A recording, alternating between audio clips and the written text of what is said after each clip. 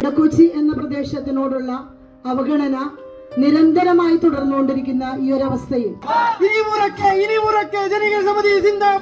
രണ്ടാഴ്ചക്കുള്ളിൽ താൽക്കാലിക തടയണ നിർമ്മിക്കും എന്ന് പറഞ്ഞു ഭയപ്പെടില്ല, നാടുവിടില്ല, അധികാരികളെ ഓർത്തോളൂ. ഇന്നേക്ക് 28 ദിവസമായി ജനിച്ച മണ്ണിൽ ജീവിക്കാൻ നിവർത്തികെട്ടി പ്രതിഷേധം. ഒരു മനുഷ്യ തടയണ നമ്മളെ സൃഷ്ടിക്കുകയാണ്, നമ്മുടെ പ്രതിഷേധമാണ്.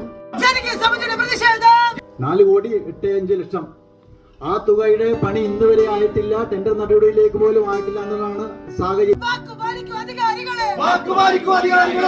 ദുരന്ത നിവാരണ സമിതി എന്ന് പറഞ്ഞു കഴിഞ്ഞാൽ ഒരു പണി ഏറ്റെടുത്ത് 1 കൊല്ലം കൊണ്ട് തീർക്കുക എന്നുള്ളതല്ല. റോഡിലേക്ക് ഒരു മരം മറിഞ്ഞ് വീണ് കഴിഞ്ഞാൽ അത് എത്രയും പെട്ടെന്ന് അതിനെ വെട്ടിമാറ്റണം. ഇടക്കൊച്ചി ദുരിതത്തിൽ നിന്ന് ദുരിതത്തിലേക്ക് പോയിക്കൊണ്ടിരിക്കുന്നു.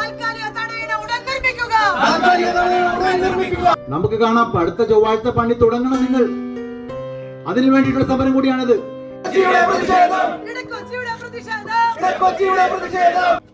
ഈ 5 വർഷക്കാലം ഈ ജനപ്രതിനിധികൾ എന്ത് ചെയ്യുകയെന്ന് ചോദിച്ചപ്പോ ആ ചോദ്യത്തിന് മറുപടി ഇല്ലാതെ നിൽക്കുകയാണ്.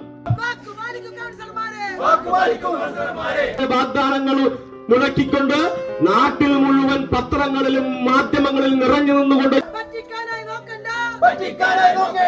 ഉറക്കെ പ്രഖ്യാപിക്കുന്ന കഴിവുകെട്ട കുറച്ച് കൗൺസിലർമാരും ജനപ്രതിനിധികളുള്ള നാടായി ഇടക്കൊച്ചി മാറിയിരിക്കുന്നു.